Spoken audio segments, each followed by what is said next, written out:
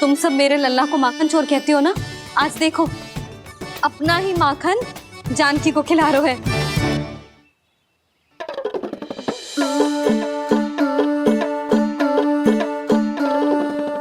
थोड़ा और विश्राम कर लो।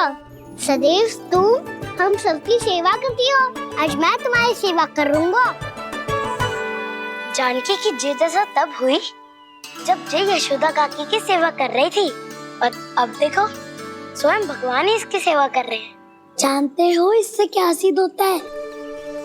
जो भी यशोदा मैया की पूजा करेगा, अर्थात अपने माता पिता की सेवा करेगा, उनके साथ सम्मान से व्यवहार करेगा, ईश्वर स्वयं उसका ध्यान रखेंगे।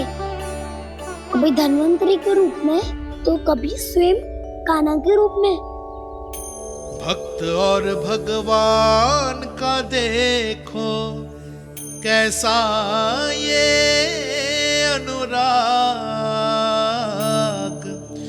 स्वयं करे सेवा प्रभु, अद्भुत गोपी का भाग्य। प्रभु इन सब पृथ्वीवासियों से कितना घुल मिल गए हैं। ना तो ये प्रभु को भगवान मानते हैं और ना ही प्रभु अपने आप को इनसे सर्वश्रेष्ठ समझते हैं। अपने आचरण से ये सिद्ध कर रहे हैं कि ये सभी में हैं और सभी इनका ही अंश है।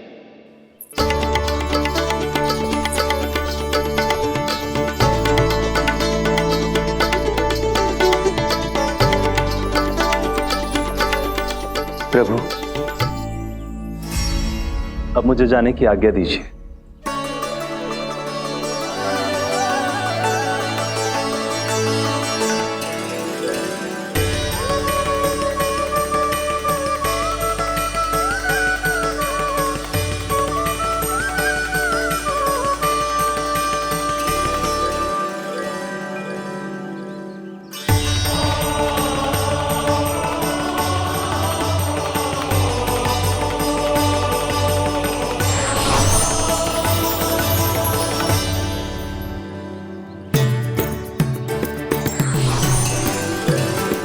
कान्हा ने तो सच्ची में धन्वंतरी जी को बुला लिया था।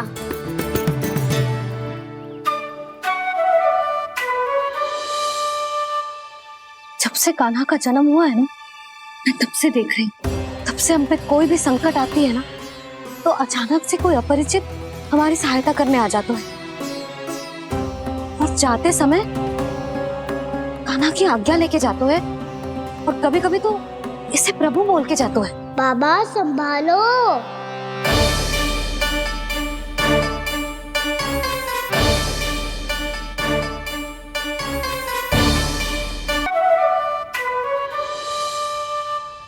जब से कान्हा का जन्म हुआ है ना, मैं तब से देख रही हूँ, तब से हम पे कोई भी संकट आती है ना, तो अचानक से कोई अपरिचित हमारी सहायता करने आ जाते हैं, और जाते समय कान्हा की आज्ञा लेके जाते हैं, और कभी कभी तो इसे प्रभु बोल के जाते हैं।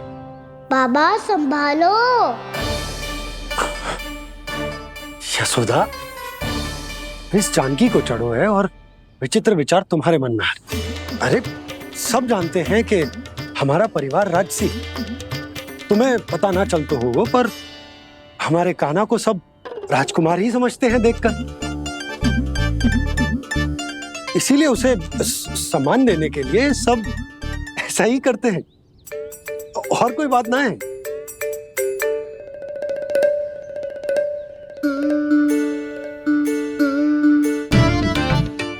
अब जे मेरे लल्ला को ऐसे क्यों घूर रहे हैं? बुरी दृष्टि लगाएंगे क्या?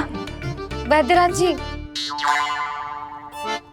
आपके सहायक तो गए, अब आप यहाँ क्यों हो? वो क्या है ना, मैं अपने रोगी का निरीक्षण करके पूरी तरह से संतुष्ट होकर ही जाता हूँ।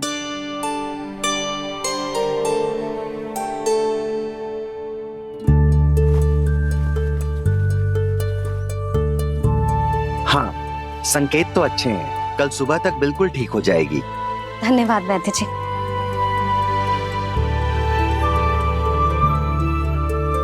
बस तो फिर हम कल पकड़न पकड़ाई खेलेंगे जानकी।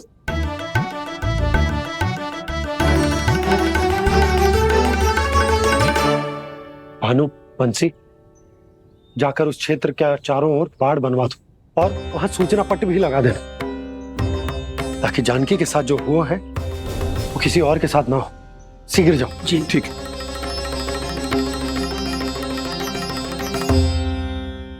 और सूचना पट लगवाने से समस्या का समाधान नहीं होगा बाबा।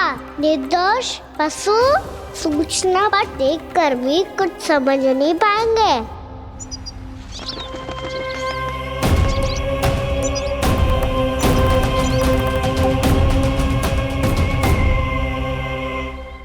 तो तुम्हारे कहने का अर्थ यह है कि व्योमासुर मारा जा चुका है और वो बालक अब भी जीवित है। हाँ महाराज, मैंने गोप बालकों को कहते सुना था कि कृष्ण ने छलिया को मोक्ष दे दिया है, पर वृंदावन सुरक्षित नहीं है महाराज। वो एक बहुत बड़ी समस्या से जूझ रहे हैं। कैसी समस्या? गांव के निकट क्षेत्र में किसी विषैले सर्प का निवास है। उसके विष का प्रभाव इतना भयानक है महाराज, जैसे विष ना हो, स्वयं हलाहल हो। मेरी कोई भी औषधि रोगी का उपचार नहीं कर पा रही थी। निकट के क्षेत्र में कहां है वो सर्प? गोप मानते हैं कि वो सर्प गांव के निकट यमुना नदी के जल में रहता है। मुझे तो लगता है महाराज, ये कालिया नाग की कथा कोई किंवदंती या लोक श्रुति नहीं, एक सच्चाई है, एक विषैली सच्चाई।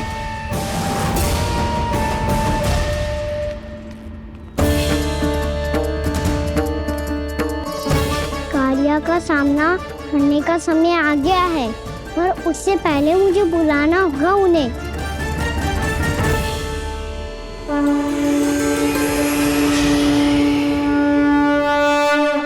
संसार के दारुण भय का नाश करने वाले, सभी कष्टों का हरण करने वाले, विश्व का समस्त ऐश्वर्य प्रदान करने वाले, कमल जैसे लोचन, मुख और चरणों वाले आजानुभुज श्री राम को मैं बार बार नमस्कार करता हूँ।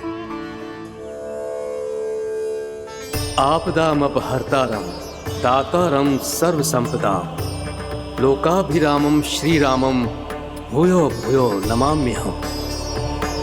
कागभूसोंडी कागभूसोंडी कागभूसोंडी। प्रभु क्षमा करें, मुझे जाना होगा।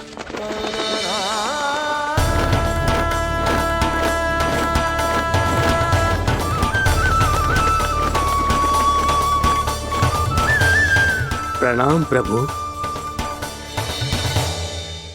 अनेक बार मैं आपके दर्शनों के लिए आया प्रभु। कभी नंद भवन के झरोखों से आपके दर्शन करके चला जाता था, तो कभी दूर किसी वृक्ष की आड़ से आपको निहार लिया करता था। आज आपने स्वयं मुझे बुलाकर धन्य कर दिया प्रभु।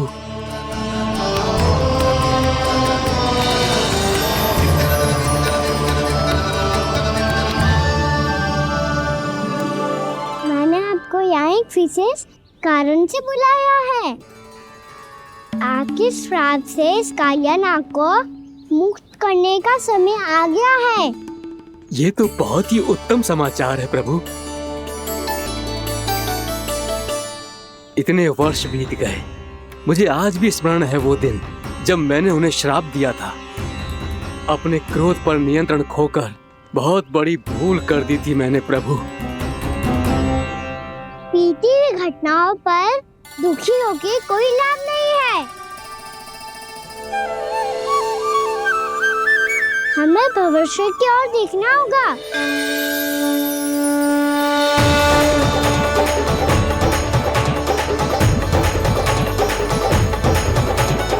आदेश कीजिए प्रभु, क्या आज्ञा है आपकी?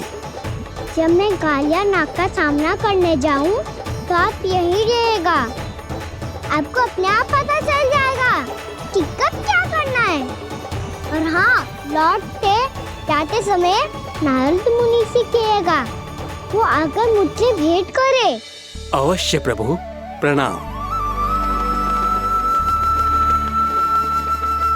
क्या इसने सच्ची में देवर्षि नारद को बुलाया है?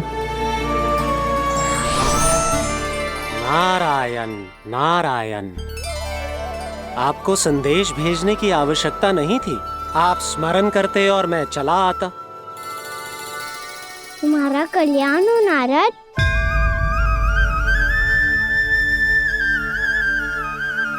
मैंने तुम्हें एक विशेष कार्य के लिए बुलाया है। आज्ञा दीजिए प्रभु। तुम्हें एक बार फिर कंस से भेंट करनी होगी। विचार कीजिए महाराज, क्या आप बिना किसी शंका के कह सकते हैं कि कौन सी पंखुड़ी पहली है और कौन सी 8वीं? उस दुष्ट से भेंट करना स्वयं कीचड़ में उतरने के समान है प्रभु। कमल पुष्प प्राप्त करना हो तो कीचड़ में उतरना पड़ता है नारद। आपका आदेश तो मैं स्वप्न में भी नहीं टाल सकता प्रभु। कंस कालियानाग के बारे में जान गया है, पर वो उसका सामना करने का साहस नहीं कर पाएगा। मैं आतुर हूँ प्राप्ति, मूर्ख नहीं। मेरी बुद्धि फिर नहीं गई है। मैं स्वयं उस कालिया जैसे महाविषैले सर्प के सामने खड़ा हो जाऊं और अपने ही काल को आमंत्रित कर लूं। तो फिर अपने लाभ के लिए उसका प्रयोग करने का कोई और उपाय सोचिए स्वामी। कुछ ऐसा कीजिए कि यमुना नदी का पूरा जल विषैला हो जाए और वृंदावन वासी उसका उपयोग करे, और आपका काल कहलाने वाला वो बालक स्वयं काल के गाल में चला जाए। उत्तम उत्तम सुझाव है प्राप्ति। अब मुझे उस कालिया तक पहुंचने का मार्ग ढूंढना होगा। उसको विवश करने का कोई उपाय ढूंढना होगा, क्योंकि व्यक्तिगत रूप से उससे भेंट करना असंभव है। असंभव। आप सही कह रहे हैं प्रभु। कंस में उतना सामर्थ्य नहीं कि वो कालिया नाग का सामना स्वयं कर सके। वैसे तो कालिया गरुड़ देव का भी सम्मान नहीं करता, तो फिर वो कंस का सम्मान क्यों करेगा भला? नहीं करेगा, पर कंस तुम्हारा सम्मान अवश्य करेगा नारद। तुम्हारी बातें भी सुनेगा और मानेगा भी। ये मेरी योजना का बहुत ही महत्वपूर्ण भाग है। तुम कंस के पास जाओ और कहो कि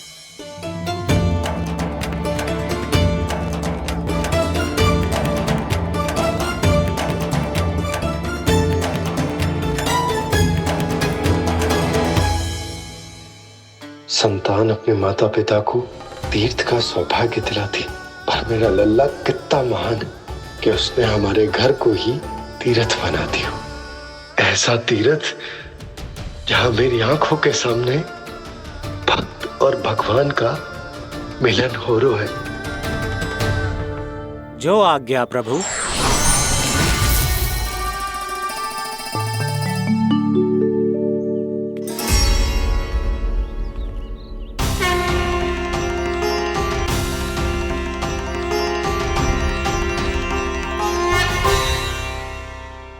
बाबा,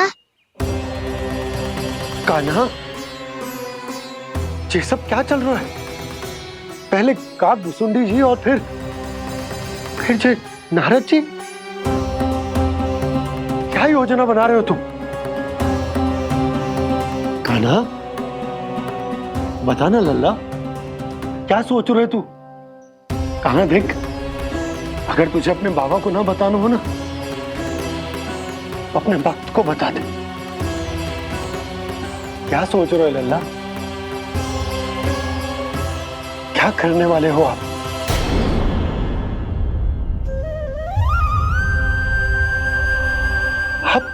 आप इतने दुखी क्यों हो? कान्हा, कान्हा, क्या होगा? क्योंकि मुझे आभास हो गया है बाबा, समय आने वाला है। कौन सा समय आने वाला है लल्ला? शीघ्र सब कुछ बदलने वाला है। भैया को मेरा सत्य पता चल जाएगा बाबा।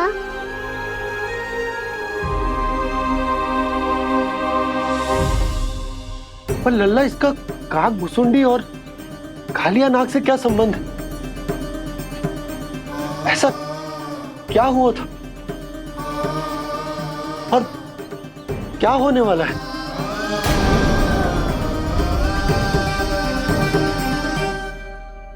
जो होने वाला है बाबा, उसका संबंध उससे है जो सैकड़ों वर्ष पहले हुआ था। महर्षि भृगु के एक वंशज थे वेद शिरोमुनि, जो विंध्याचल की पहाड़ियों में साधना कर रहे थे। तभी वहाँ अश्वशिरा नाम के एक दूसरे मुनि आमंत्रण के बिना ही आ गए। कितना सुंदर और शांतिपूर्ण आश्रम है। यहाँ प्रभु की साधना करने में बहुत आनंद आएगा। शीघ्र ही अश्वशिरा मुनि उपस्थिति के कारण होने वाले व्यवधान से बाध्य होकर वेद शिरोमुनि ने अपनी आंखें खोली। कौन हो तुम और यहाँ क्या कर रहे हो? आपके आश्रम में बहुत शांति है मुनिवर। साधना करने के लिए बहुत ही उत्तम स्थान है ये। मैं चाहता हूँ कि मैं भी यहाँ। आप यहाँ साधना करना चाहते हैं, लेकिन इतना भी नहीं जानते कि किसी के आश्रम में प्रवेश करने से पहले उसकी आज्ञा लेनी चाहिए। आप ये भी नहीं जानते कि यदि कोई यज्ञ कर रहा हो तो बिना अनुमति के वहाँ प्रवेश करने से उसकी यज्ञ साधना भंग हो सकती है। आप क्या साधना करेंगे मुनि? आप तो साधना के योग्य ही नहीं हैं। इतना अपमान! एक मुनि के मुख से इतने कड़वे शब्द शोभा नहीं देते। मैं तुम्हें श्राप देता हूँ, जितनी विषैली तुम्हारी जिह्वा है उतने ही विषैले सर्प बन जाओ तुम। और ऐसा सर्प जो सांस भी ले तो निकट का वातावरण दूषित हो जाए। तुम्हारे इस दुस्साहस के लिए मैं तुम्हें श्राप देता हूँ कि तुम अभी इसी क्षण कौवा बन जाओ, और ऐसा कौवा जो कांव कांव करके अनर्गल प्रलाप करता रहे।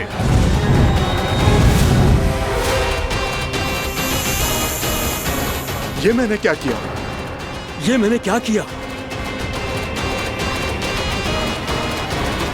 क्रोध के कारण दोनों ने एक दूसरे को श्राप दे दिया। पर दोनों ही मेरे भक्त थे, और भगवान होकर मैं अपने भक्तों को इतनी कठिनाई में कैसे देख सकता था।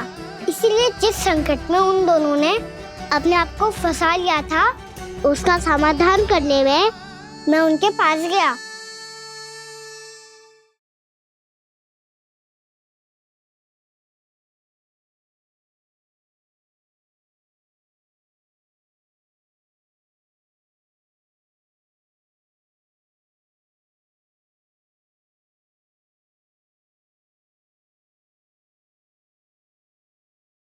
तंग करे मैया को खिजाए, खेले रूठे मनाए।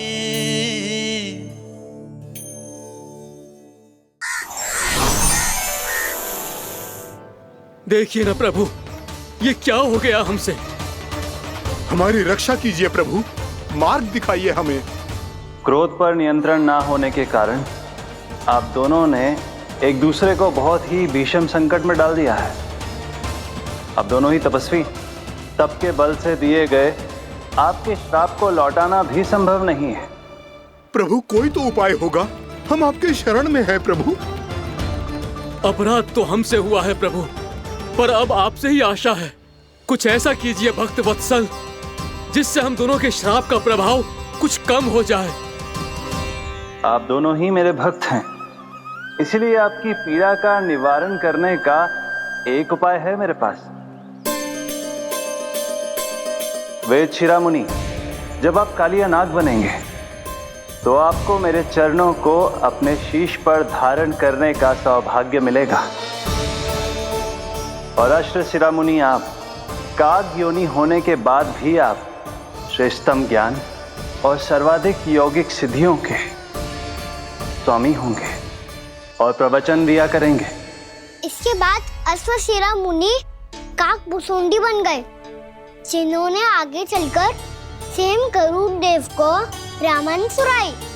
और मुनि वेदशिरा महर्षि कश्यप और देवी कत्रियों के पुत्र कालिया नाग बनकर जल में।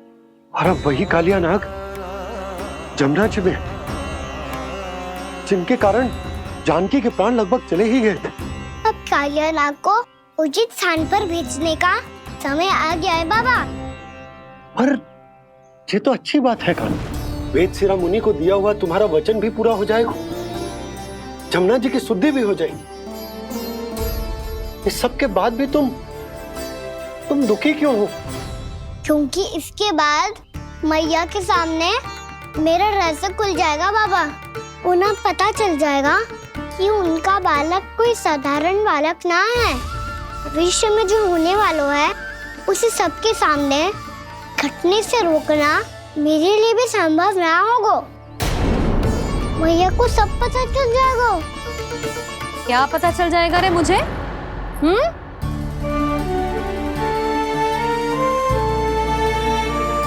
यही कि सबसे अधिक प्रेम मैं आपसे ही करता हूँ।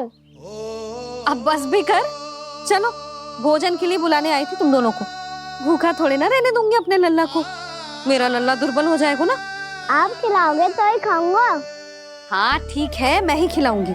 अब चल, आओ जी, चल।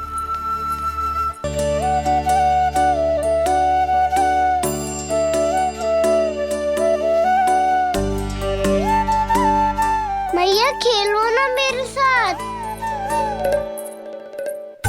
मैया सुनो ना, मेरी बात ना मानोगी? अभी बहुत कार्य पड़े लल्ला। देख, जानकी को औषधि भी देने जानो है ना। औषधि मैं दे दूंगा, फिर तो खेलोगी ना आप मेरे साथ। पिछले कुछ दिनों से अपनी मैया का अधिक से अधिक प्रेम पाने का प्रयास करो है कान्हा। इसका तो एक ही अर्थ हो सकता है कि कछु बहुत बड़ो होने वालों है। कान्हा रुक जा लल्ला। कान्हा क्यों तंग कर रहा है? मैया को पहन लेना। कान्हा, कान्हा, ये क्या करो तूने?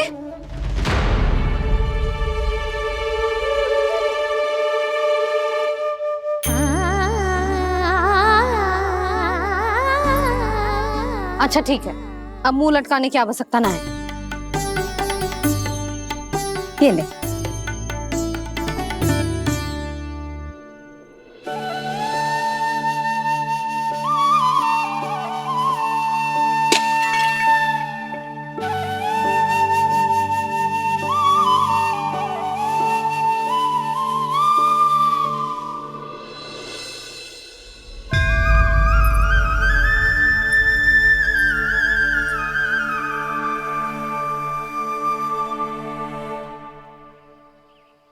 तंग करे मैया को खिजाए, खेले रूठे मनाए,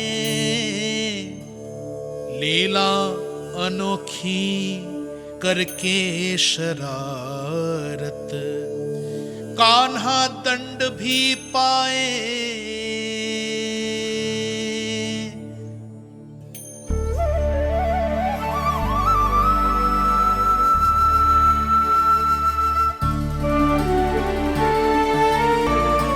रूठना मनाना, खेलना खिलाना, पहले शरारत करके क्रोध दिलाना और फिर क्षमा मांग लेना, ये सब जानबूझकर कर रहे है कान्हा। जैसे जीवन भर के लिए अपनी मैया की ममता को अपने हृदय में समेट कर रखना चाहते हो। कैसे कैसे करूं उस कालिया से मित्रता, कैसे करूं उसका उपयोग?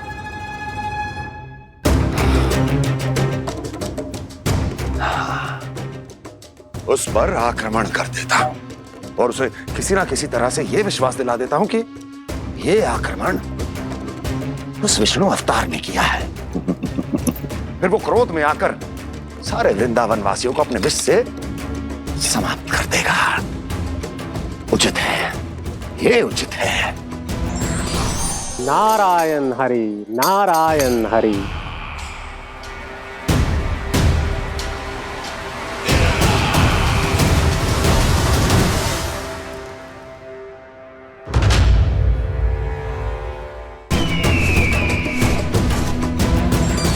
नारायण हरि, नारायण हरि।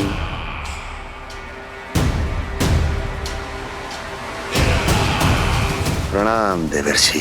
किस योजना में कितना लाभ है और कितनी हानि, यह आंकलन करते करते थक गए होंगे मथुरा नरेश। देवर्षि, आज मेरा ध्यान कैसे आ गया आपको? आप तो सदैव ही मेरे ध्यान में रहते हैं महाराज कंस। सत्य तो ये है कि मथुरा में जो भी हो रहा है मुझसे छिपा हुआ नहीं है। मैं जानता हूं कि आप किसी भी असुर को वृंदावन क्यों ना भेजें, और वो असुर कितना भी शक्तिशाली क्यों ना हो, कृष्ण का सामना नहीं कर पाता। या तो पराजय स्वीकार करके आपके पास लौट आता है, या तो फिर वीर गति को प्राप्त हो जाता है।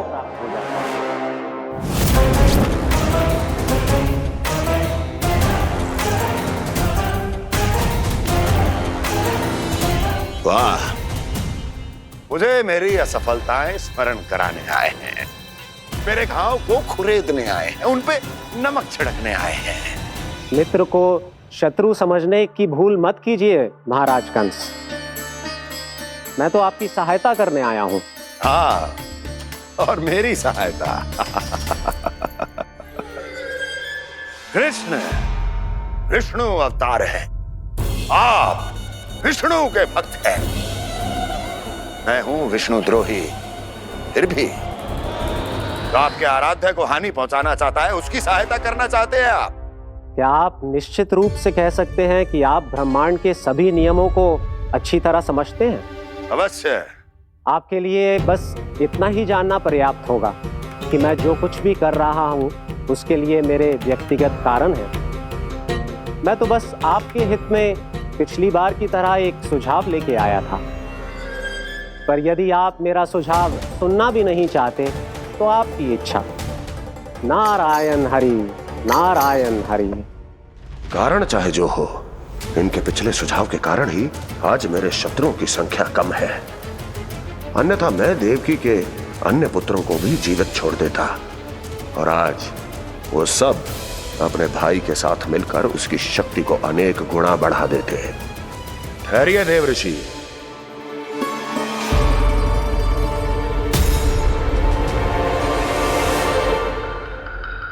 बताइए क्या सुझाव है आपके पास?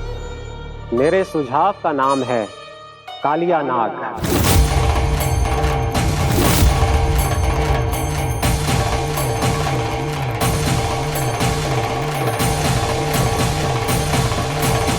उसके विषय में मैं जानता हूं देवर्षि। तो समस्या यह है कि मैं स्वयं उससे मिलने नहीं जा सकता, उससे भेंट नहीं कर सकता। उस कृष्ण की हत्या के लिए उसको वृंदावन जाने के लिए तैयार नहीं कर सकता। तो मत जाइए उसके सामने, और ना उसे भेजिए कृष्ण के सामने। हर बार आप किसी न किसी असुर को अपने शत्रु के क्षेत्र में भेजते हैं, जहां शत्रु उसका सामना करने के लिए पूरी तरह से तैयार होता है और आपका असुर मारा जाता है। इस बार शत्रु को युद्ध स्थल चुनने का अवसर मत दीजिए महाराज। इस बार योजना का जाल ऐसे बुनिए कि कृष्ण स्वयं उसके पास जाने के लिए विवश हो जाए। कालिया नाग स्वयं काल है, मृत्यु का दूसरा नाम है। उसके विष का उपयोग अपने लाभ के लिए कीजिए महाराज। वैसे कालिया के विष की अधिकता का अनुमान तो होगा ही आपको।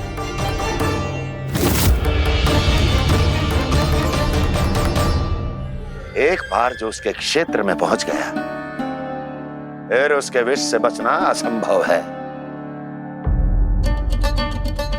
उचित सुझाव है देवर्षि, उचित सुझाव है। देवर्षि, उस छलिया विष्णु की भक्ति करते करते आप भी उसके रंग ढंग सीख गए हैं। उचित है, उचित है।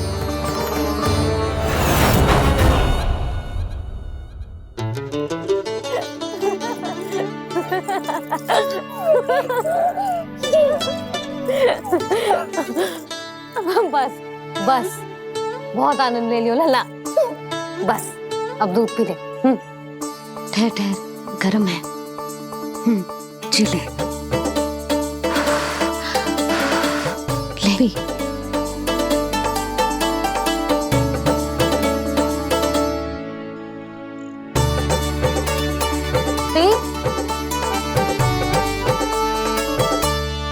मैं ना होती तो ना जाने क्या होता तेरा।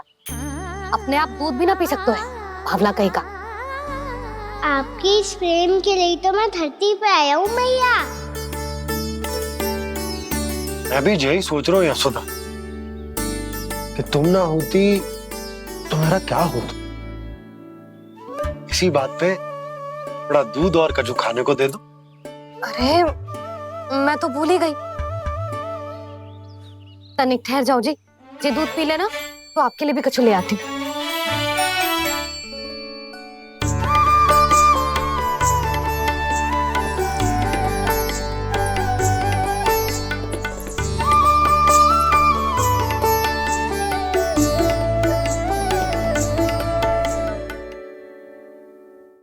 प्रणाम महाराज। आपकी आज्ञा के अनुसार बिल्कुल वैसा ही पत्र तैयार किया है जैसा आप चाहते थे।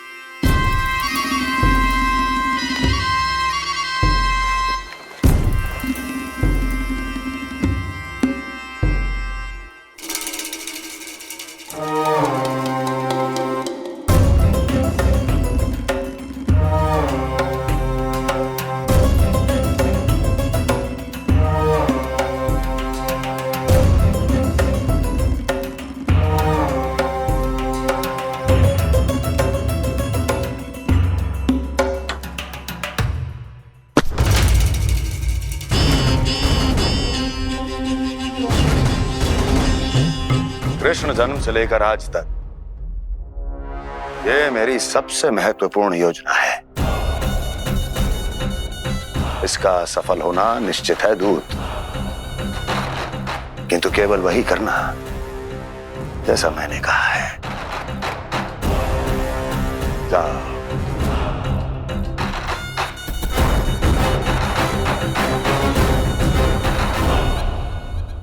कान्हा,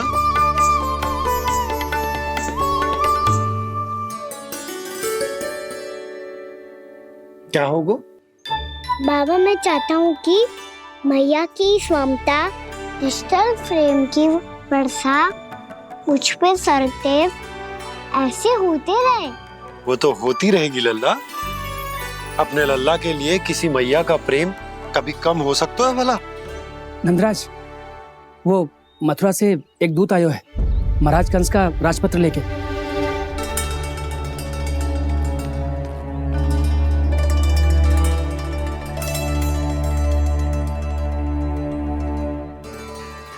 कान्हा अब क्या करने वाला है? तेरे बाबा कहाँ गए? हाँ? कंस मामा का खेल आरंभ हो गया है, पर मैया वो सब सुनेगी तो व्यर्थ चिंतित हो जाएगी। बस थोड़ा बाहर गया मैया, कछु खा लिए से। बाहर इस समय? मैया क्या होगा? मैया देखो ना, पीठ पे कुछ हो रहा है। मेरा हाथ ना पकड़ो, आप करो ना। दिखा यहाँ। क्षमा करना मैया, पर अभी बाबा को ही संभालने दो ये सब। कहिए, क्या संदेश लाए हैं आप? नहीं नंदराज नहीं, महाराज कंस का आदेश है कि ये संदेश सभी गांव वालों के साथ ही पढ़ा जाए। ठीक है, मैं गांव वालों के सामने पढ़ दूंगा, पर मुझे तो दीजिए पढ़ने के लिए। महाराज की आज्ञा का पालन करना आपके लिए भी आवश्यक है नंदराज। सभी गांव वासियों की सभा बुलाइए। बंसी, सभी गांव वालों की सभा बुलाओ। राजपत्र में ऐसा क्या संदेश भेजो है कंस ने? अब मेरे पत्र को पढ़कर सब भौचक के रह जाएंगे। और वो कृष्ण, उस कृष्ण के पांव के नीचे से तो भूमि खिसक जाएगी, आकाश फट पड़ेगा, बिजलियां गिर जाएंगी। प्राप्ति, ओ प्राप्ति, कंस का पत्र। स्वयं को बहुत अधिक शक्तिशाली समझता है ना वो। अब देखता हूं कैसे वो इस महासंकट का सामना करता है। वो कृष्ण, वो अपनी मृत्यु स्वयं चुनेगा या मृत्यु की वेदी पर चढ़ा देगा। प्रिय वृंदावन वासियों को।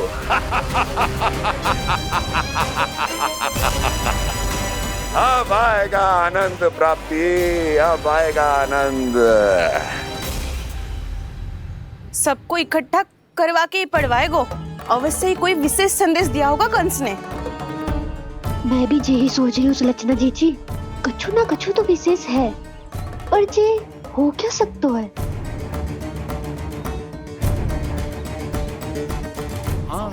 बात तो सही है। ऐसा कहाँ हो सकता है? सभी गांव वासियों के सामने कहा जाए, कछु तो विशेष अवश्य लग रहे हैं। बाहर तक कोलाहल क्यों हो रहा है? मैया, मैया, अब क्या होगा?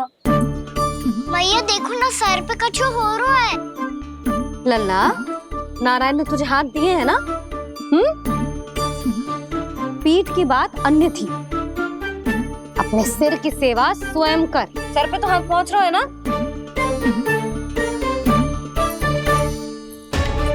मैया सुनो ना, मैया देखो ना, तीव्र कर कछु हो रहा है। मैया देखो ना, तीव्र कछु हो रहा है।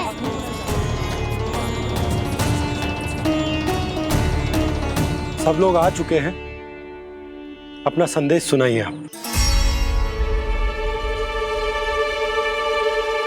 गोपराज नंद और सभी वृंदावन वासियों को सूचित किया जाता है कि मथुरा अधिपति और आप सभी के महाराज कंस ने कल सुबह भव्य पूजा का आयोजन किया है। इसके लिए राज्य को वृंदावन के क्षेत्र के निकट यमुना नदी के मध्य में खिलने वाले 1 कोटि कमल के पुष्पों की आवश्यकता है। इसीलिए आप सभी को यह आदेश दिया जाता है कि ये सभी कमल के पुष्प प्रथम पहर से पहले राजसभा में पहुंचा दिए जाए। इतने सारे वो भी प्रथम पहर से पहले कैसे हो सकते हैं? यदि आप ऐसा करने में असफल रहे तो इसे राज आज्ञा का उल्लंघन माना जाएगा और राजद्रोह के आरोप में आप सभी को कड़े से कड़ा दंड दिया जाएगा। स्मरण रहे, यदि कल की पूजा में इन 1 कोटि कमल के पुष्पों का ना पहुंचने के कारण कोई व्यवधान आया तो समस्त वृंदावन वासियों को दोषी माना जाएगा और पूरे गांव को निवासियों सहित धूल में मिला दिया जाएगा। कल प्रथम पहर तक का ही समय है आप सबके पास।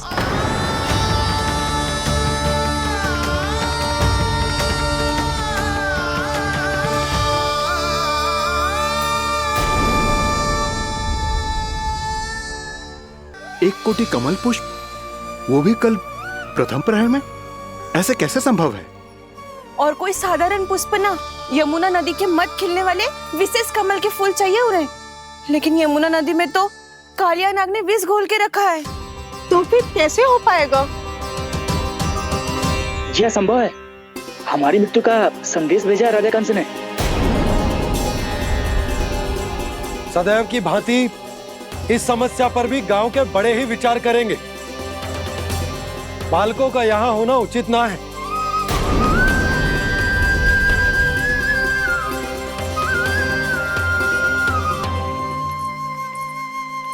लल्ला, ले गेंद ले, जा अपने सखाओं के साथ खेल।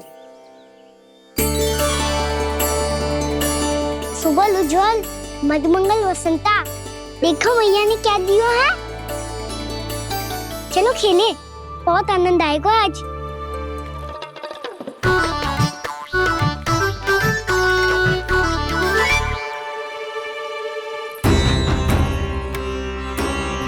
भानु, बंसी, जाओ और शीघ्र ही वो घेरे का कार्य समाप्त करो।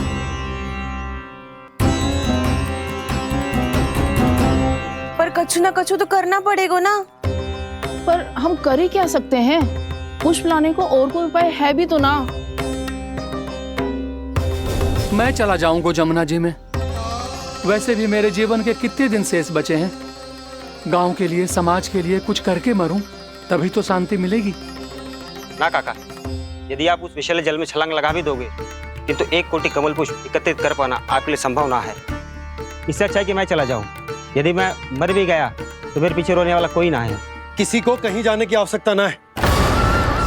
गोप नरेश होने के नाते ये मेरा कर्तव्य है कि मैं आप सबकी रक्षा करूं। नंदराज, आपको जाना है तो जाओ।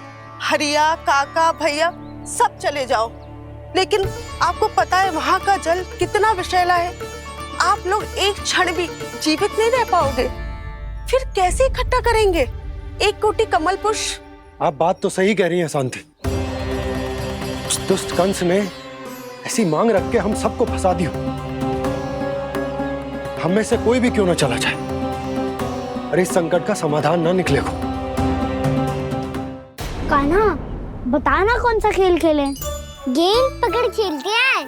पर एक बात सुन लो सब, कोई भी तीव्र गति से ना फेंको गेंद को। भैया ने स्वयं बनाई है मेरे लिए। सब तैयार हो?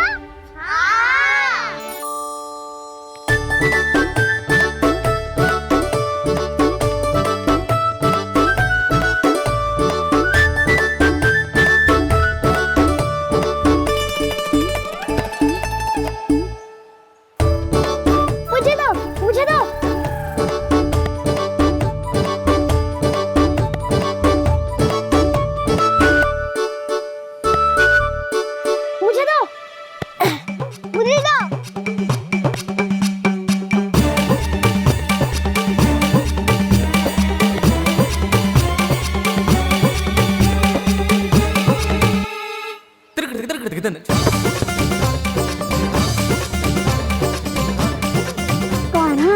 इतनी धीरे से फेंकेगो तो कैसे आनंद आएगो?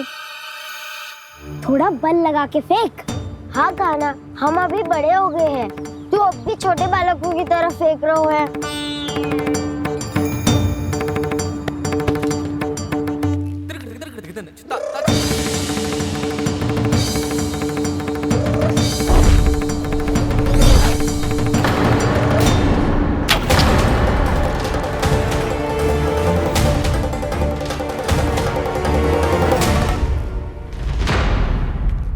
दीदी जी क्या करो कान्हा? गेंद तो डूब गई।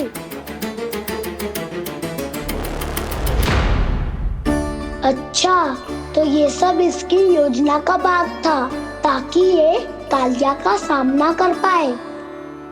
तुम सबने तो कही थी तीव्र गति से फेंको, देखो फिकवा दी ना मेरी गेम मुझसे नदी में। अब मुझे जाके लानी पड़ेगी। रुक जा कान्हा, रुक जा कान्हा। जी क्या बोल रहे थे कान्हा? इसमें तो बहुत संकट है। कोई भी संकट मेरी मैया का उपहार खोने से बड़ा ना है। बहुत प्रेम से बना के उन्होंने दी थी। हे नारायण, कोई उपाय समझ में ना आ रहा है। मैया, हम कैसे करेंगे हम अपने गांव की रक्षा? कीड़े पड़ेंगे उस दुष्ट को।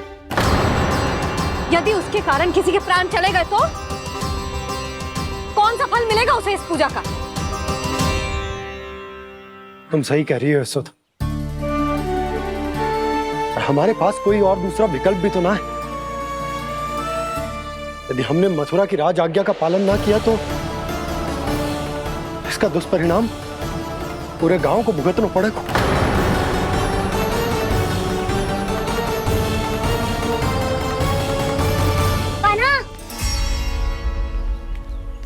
तुम्हें पता है कि तू भगवान है, दिव्य है, बहुत शक्ति है तुझ में। पर फिर भी हम तुझे विषैले जल में ना जाने दे सकते। कुछ होगा तो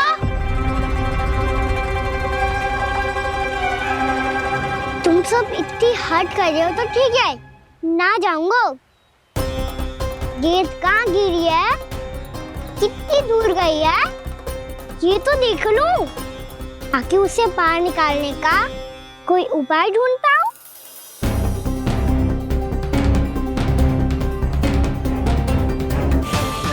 हाँ।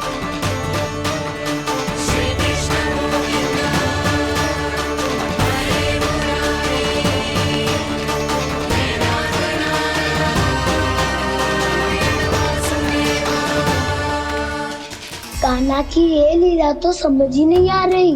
पहले इसने देवर्षि नारद को मथुरा जाकर कंस को भड़काने के लिए कहा, फिर स्वयं ही दुखी भी हो गया कि अब इसका रहस्य सबके सामने खुल जाएगा।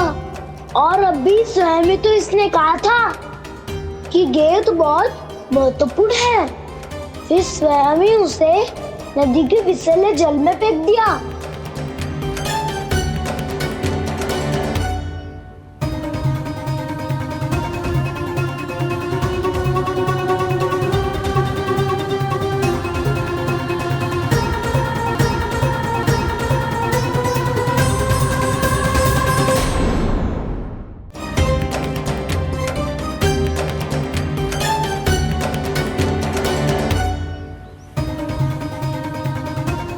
कान्हा, तू ऊपर क्यों चढ़ रहा है?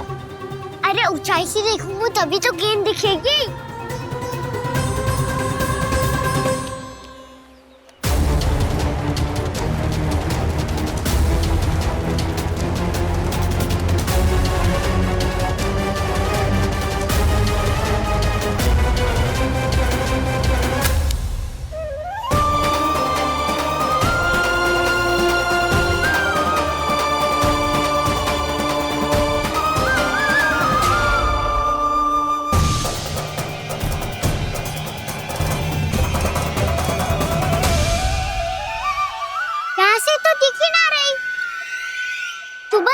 से फेंकी थी ना? ना, वहाँ से फेंकी थी। कहाँ से? देखा ना, वहाँ से। समझ में आ रहा? ठीक बताना, कहाँ से फेंकी थी?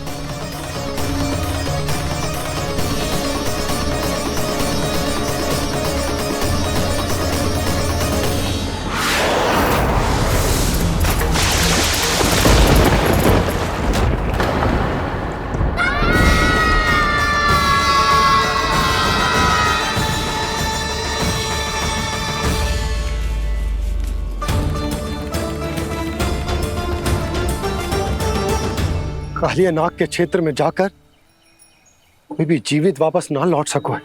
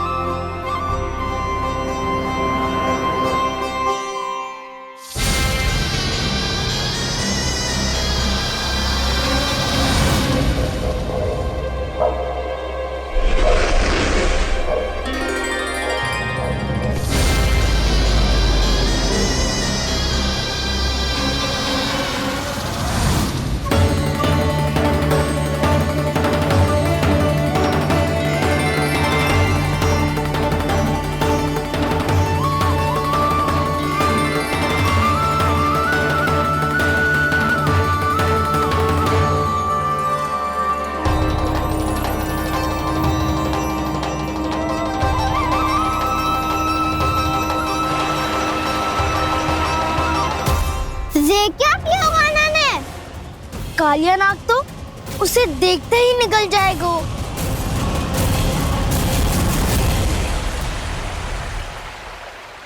तो आरंभ से अब तक सब कुछ उसकी लीला का ही भाग था।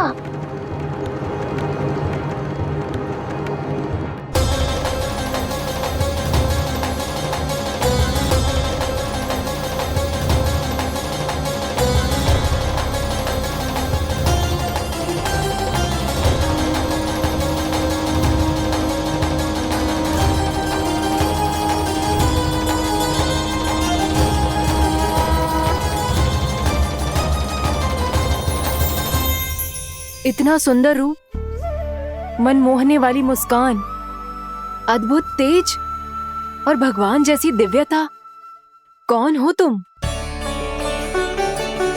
हाँ, तुम्हें देखकर तो हम सब सम्मोहित ही हो गए।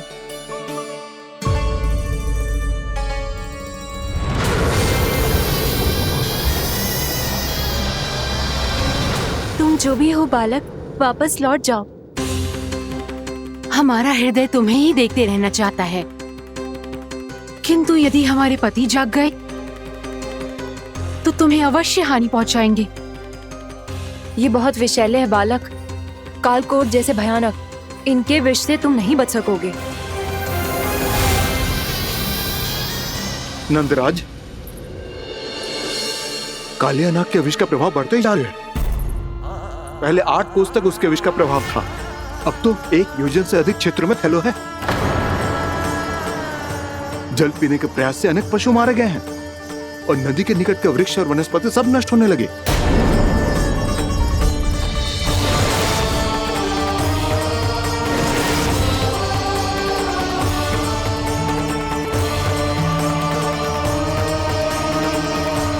इनके विष की तीव्रता इतनी अधिक है बालक कि इनके संपर्क में आने वाले को तड़पने का भी अवसर नहीं मिलता। इनके विष की अग्नि क्षण भर से भी कम समय में प्राणवायु को जलाकर राख कर देती है।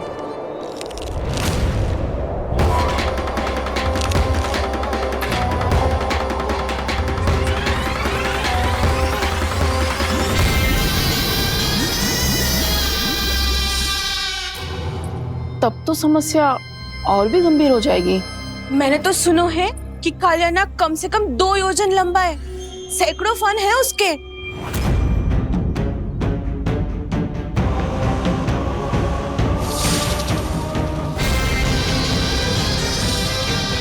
इसका अर्थ तो ये है कि हम दोनों ओर से फंस गए। एक और कंस को 1 कोटि कमल पुष्प देने जो कि कालिया नाग के क्षेत्र में पड़ते हैं, और दूसरी ओर उस कालिया नाग का विष यमुना जी के क्षेत्र में बढ़ता ही जा रहा। इसके कारण हम ही नहीं, निर्दोष पशु पक्षी भी संकट में। इन दोनों समस्याओं का एक ही समाधान है, उस कालिया नाग का सामना करना। और ये ना समझ आ रहा कि हम ये करेंगे कैसे, क्योंकि ये बात साधारण मनुष्य के बस की ना है। हमारे लिए ये असंभव है।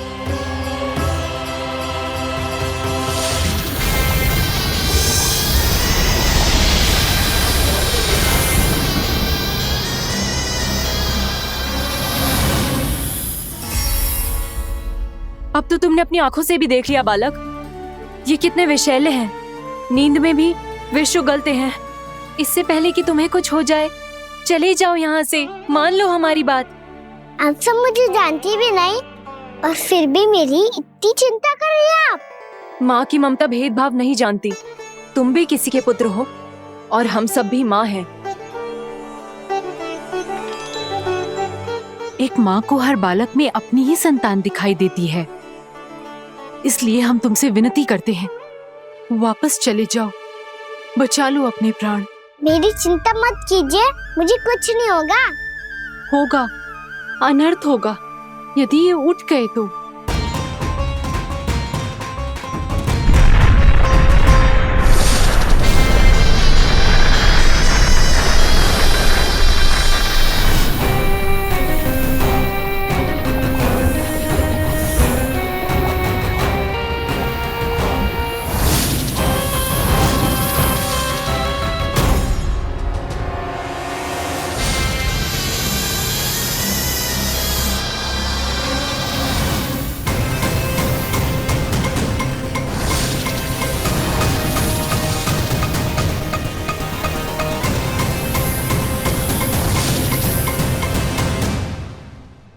सामने होते हुए भी अपने इश्क को केवल वही देख सकता है जो अपना अभिमान त्याग चुका हो। पर पूर्व जन्म में मेरा भक्त होने के नाते मेरा सत्य स्वरूप देख पाने में मुझे इसकी सहायता करनी चाहिए।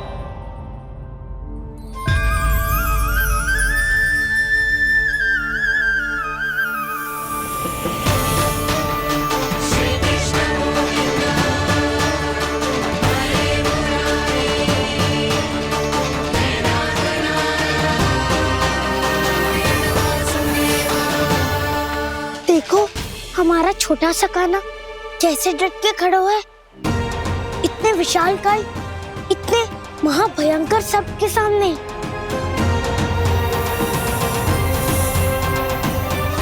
ये कोई भगवान नहीं है जो इसके सामने हाथ जोड़ रही हो तुम सब।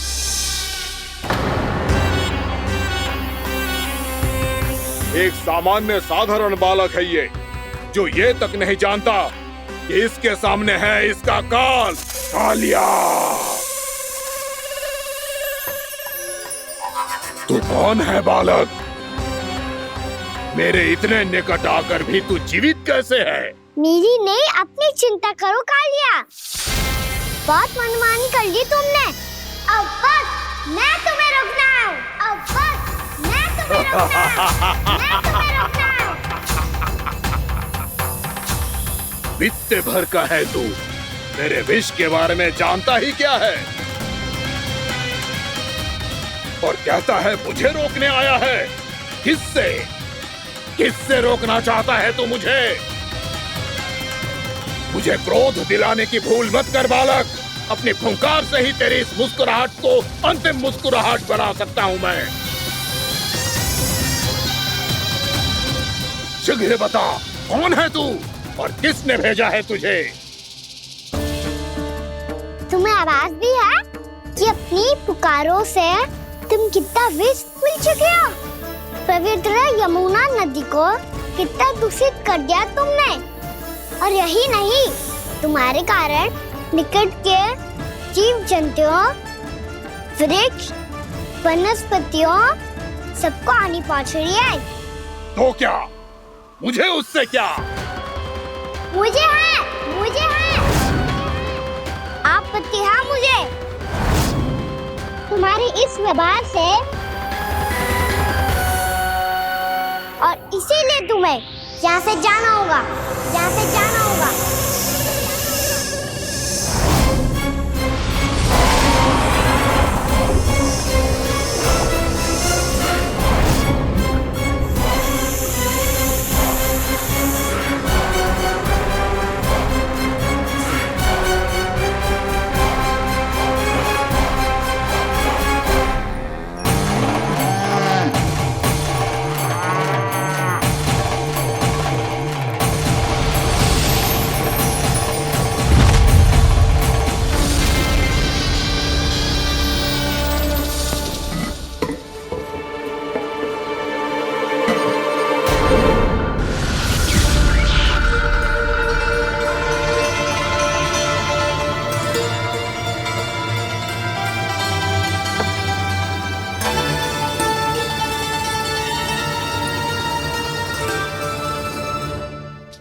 मुझे आदेश देने का साहस भी कैसे किया तूने?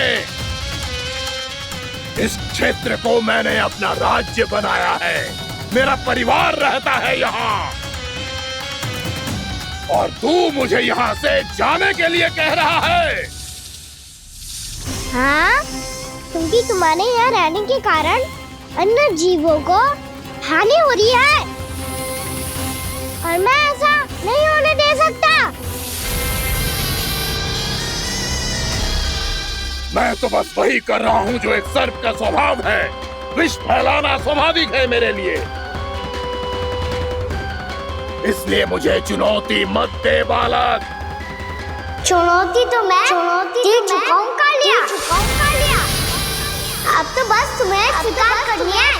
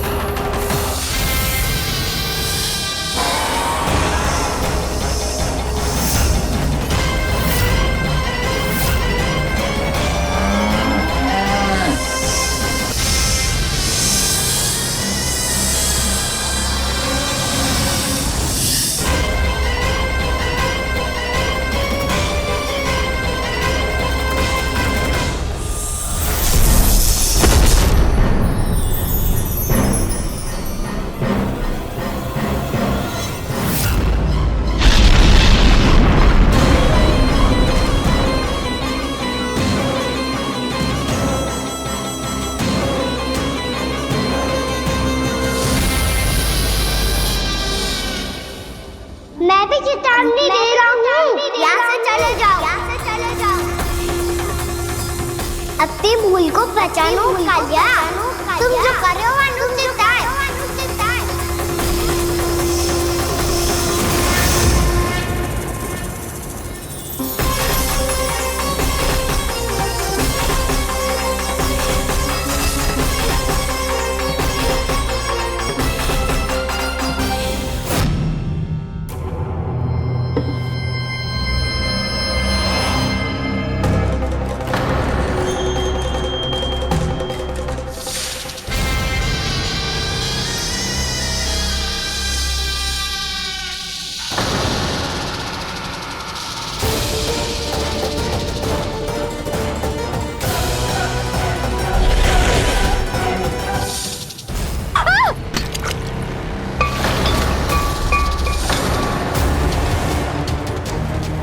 अब मैं आता हूँ।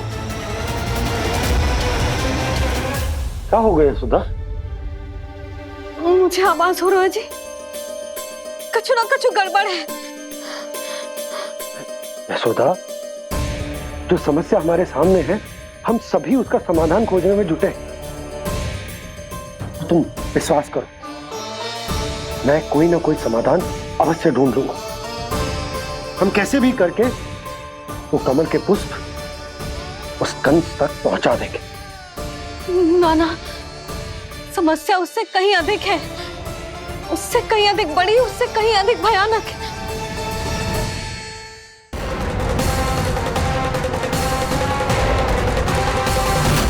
विस्की ये बूंद से ही सबके प्राण चले जाते हैं। इसने तो विस्की धारियां फेंकी है खाना पे। कान्हा कैसे बच्चे को अधिक विष से?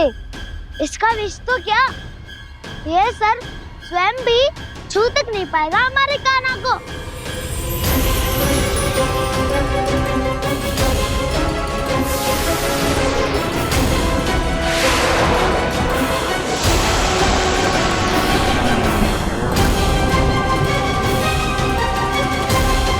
तुम्हारे सखा को, मेरे भाई को कोई हानि नहीं पहुंचा पाएगा। ये कान्हा का सत्य चाहे जो हो बलराम, पर अभी तो जो एक बालक ही है ना। देखो कैसे विष के कारण स्थिर हो गया है।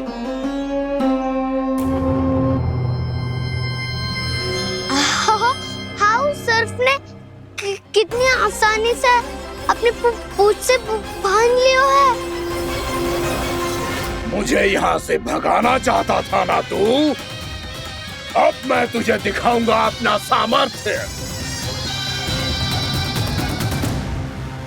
ये मूर्ख किसे बांधना चाहता है अपनी पूंछ में? उन्हें जिनका विस्तार सारे ब्रह्मांड में है, या उन्हें जो स्वयं अनंत है? पर देवराज, प्रभु ऐसा करने ही क्यों दे रहे हैं कालिया को? आप सब भूल रहे हैं देवगण, कालिया पूर्व जन्म में प्रभु का बहुत बड़ा भक्त था। उसी भक्ति का फल मिल रहा है अब इसे। वैसे भी भक्तों के मन का भाव सबल हो तो भगवान तो सहज ही बंध जाते हैं।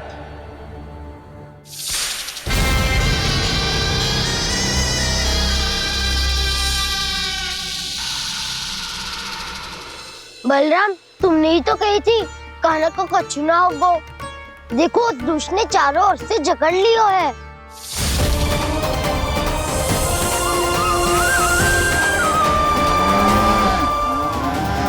ये क्या कह रही हो तुम? जसोदा जी, क्या हुआ? घबरा क्यों रही हो आप? सुलक्षणा, मुझे आभास हो रहा है कुछ बहुत बड़ी अनहोनी हो गई है। नंदराज, नंदराज, नंदराज,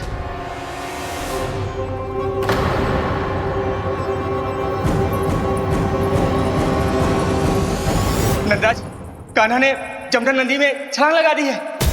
कान्हा ने जमुना नदी में छलांग लगा दी है। कान्हा ने जमुना नदी में छलांग लगा दी है। कान्हा जमुना में कूद गया है।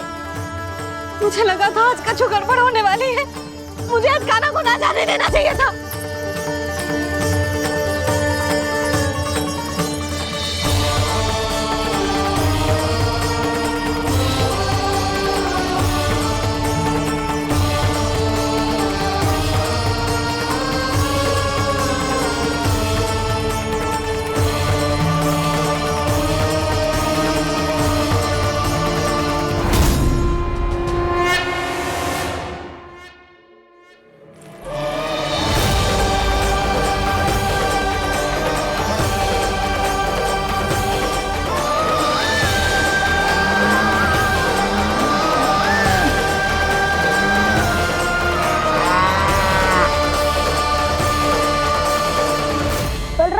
कछु करो ना।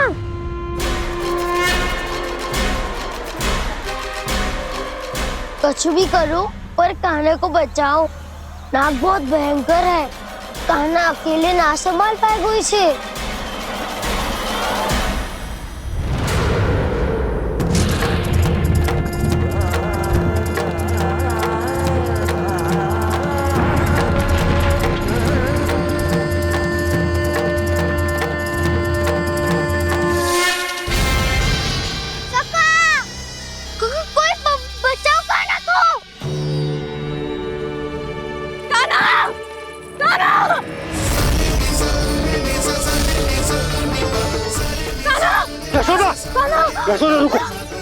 छोड़ दो मुझे, छोड़ दो मुझे। जीजी संभालो, बावली हो गई क्या?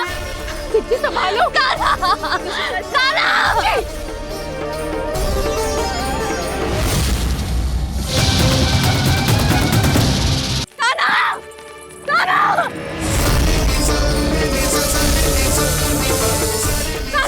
यशोदा, यशोदा रुको। छोड़ दो मुझे, छोड़ दो मुझे। जीजी संभालो, बावली हो गई क्या? जीजी संभालो। देखो अब कैसे तुम्हारे अस्थियों को तोड़कर छोटे छोटे टुकड़ों में बदल दूंगा मैं।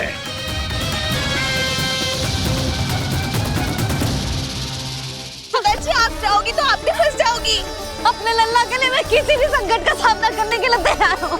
छोड़ो ना यशोदा, हमें कोई और उपाय खोजना पड़ेगा। कोई और उपाय? आप देख ना रही मेरा कान्हा किस दशा में है। कान्हा मैया के वश में नहीं है, नहीं तो ये अपने लल्ला के लिए साक्षात काल का भी सामना कर ले। ये तो केवल कालिया नाग है। हे नागराज, आप मेरे प्राण ले लो पर कान्हा को छोड़ दो। ना नागराज, आप मेरे प्राण ले लो, मैं विरोध भी ना करूंगी।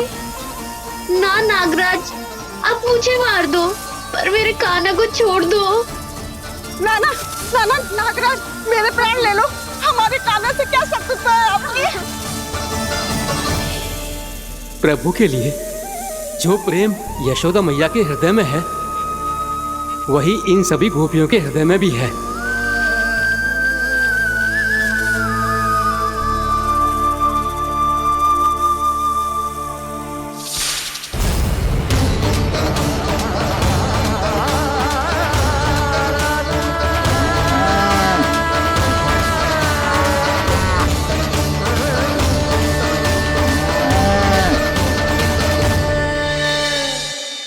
यशोदा, यशोदा, देखो इन गोपियों को, इन गैयाओं को, इन सब के मन में भी तुम्हारी भांति ही ममता भरी हुई। वो सब भी कान्हा से उतना ही प्रेम और स्नेह करती है, उतनी ही ममता से भरी हुई है जितनी कि तुम। तो तुम ही सोचो, जिसके साथ इतनी ममता और इतना स्नेह, इतना प्रेम, उसका कोई क्या कर सकता है? उस कालिया नाग का विष इस सब आशीर्वादों के सामने कछु न है। कछु करो जी। उसे बोलो वो मेरे प्राण ले ले, मेरे कान्हा को छोड़ दे। यशोदा,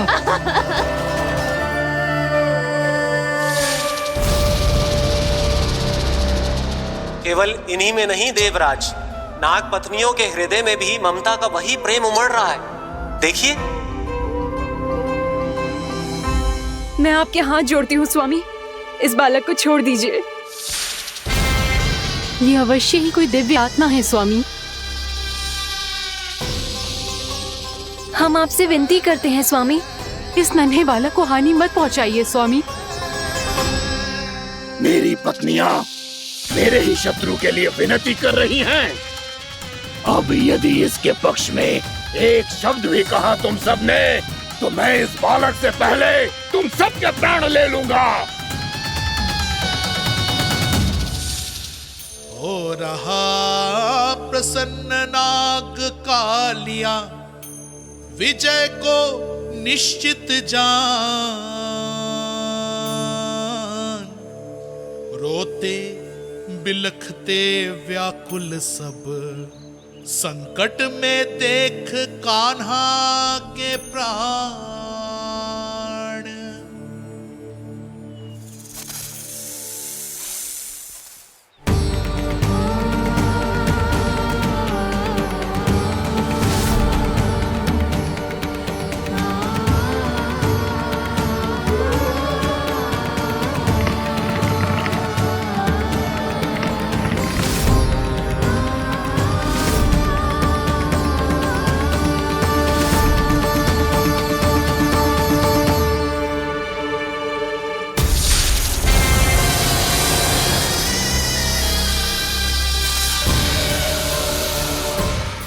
लो जी, मेरे लल्ला को बचा लो, कोई तो कुछ करो।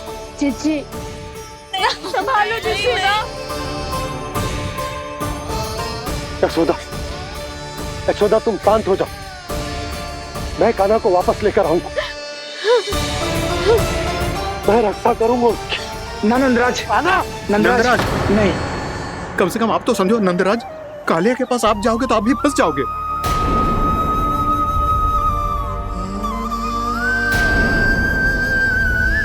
बलराम, तेरा भाई इतनी भीषण संकट में है और तुझे जरा भी दुख ना हो रहा?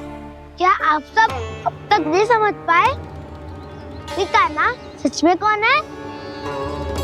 छोटे बाबा, आप तो उसका सत्य जानते हैं ना?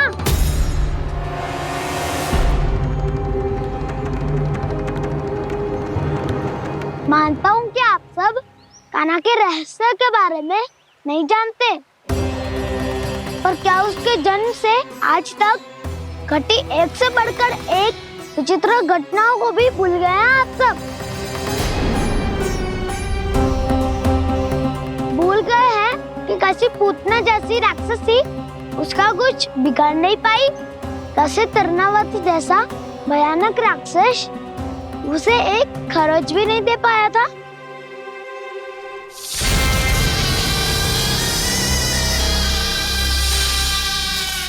आप सबने अपनी आंखों से देखा था ना, बकासुर से कान्हा की रक्षा करने देवता स्वयं आए थे, पर सत्य तो ये है कि वो सभी देवता भी उस असुर के सामने असमर्थ हो गए थे। तब कान्हा ने बहुत ही आसानी से उस भयंकर असुर का वध किया था, एक ही बार में धराशायी कर दिया था उसे। तो आप सभी सोचिए, बार बार ऐसे असाधारण कार्य करने वाला बालक साधारण कैसे हो सकता है? अब तो आरंभ से ही सारा सत्य जानते हैं छोटे बाबा। रहस्य छुपाने में सदैव कान्हा की सहायता करते आए हैं आप, और आज आप स्वयं ही उसके सत्य को भूल रहे हैं।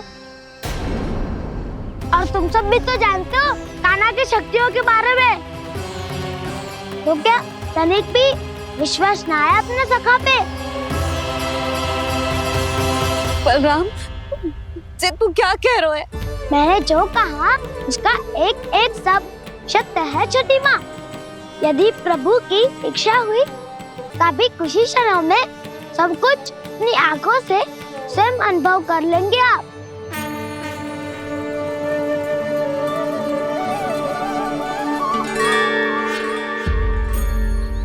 शांताकारं भुजगशयनं पद्मनाभं सुरेशं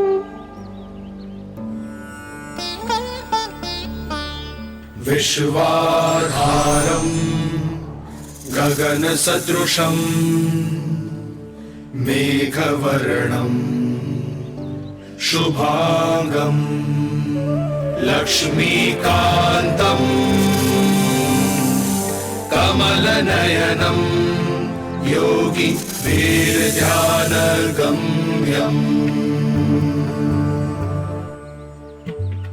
वन्दे विष्णुं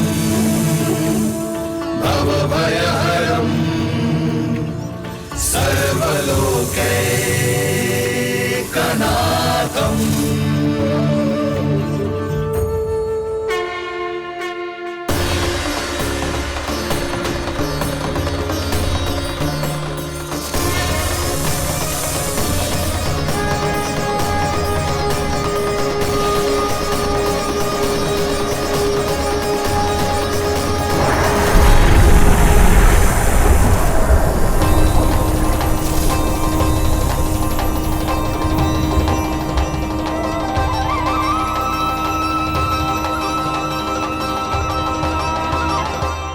तुझे क्या लगता है बालक कि तू मेरी जगत से निकल गया तो अब बच जाएगा तू?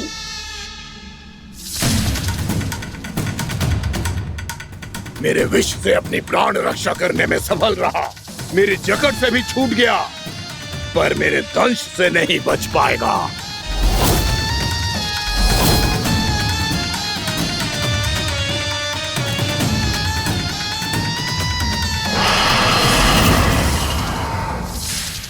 अब भय से भाग रहा है, पर मैं तुझे मृत्यु देकर रहूंगा।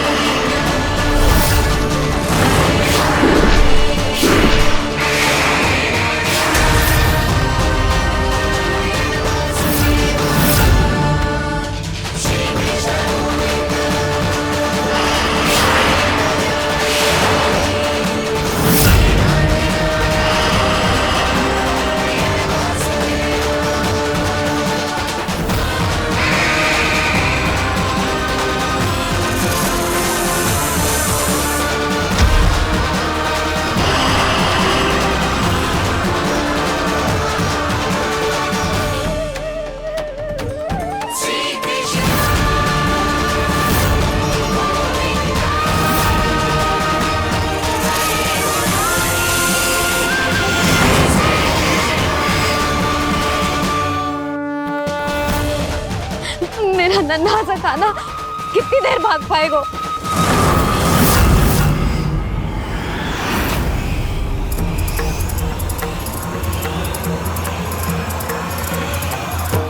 और कितनी प्रतीक्षा करोगे मेरी भक्त कालिया? भक्त नहीं, काल हूँ मैं तेरा। जब अहंकार का मुकुट बुद्धि को ढक लेता है तो भक्त अपने भगवान को भी नहीं पहचान पाता। व्यर्थ की पहेली में मत उलझा बालक। ना मैं भक्त हूँ और ना तू भगवान।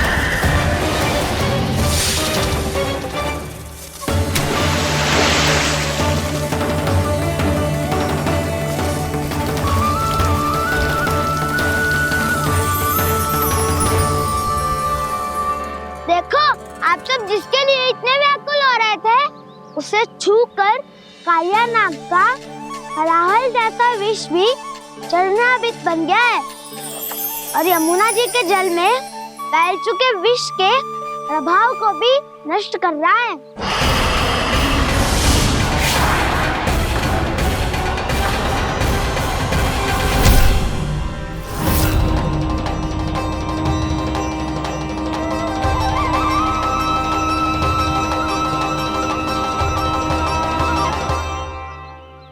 धर्म रक्षक अधर्म विनाशक प्रभु श्री कृष्ण का कौशल सचमुच अद्वितीय है।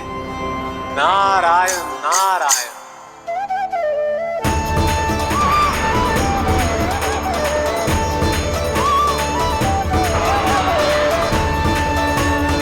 मेरा भाग तुम्हारे भीतर के अहंकार का प्रतीक है कालिया। अब तुम्हारा अहंकार, तुम्हारा अनपान मेरे पाँव के नीचे है और तुम्हारी पूंछ अर्थात तुम्हारे प्राण मेरे हाथ में। गया भाग।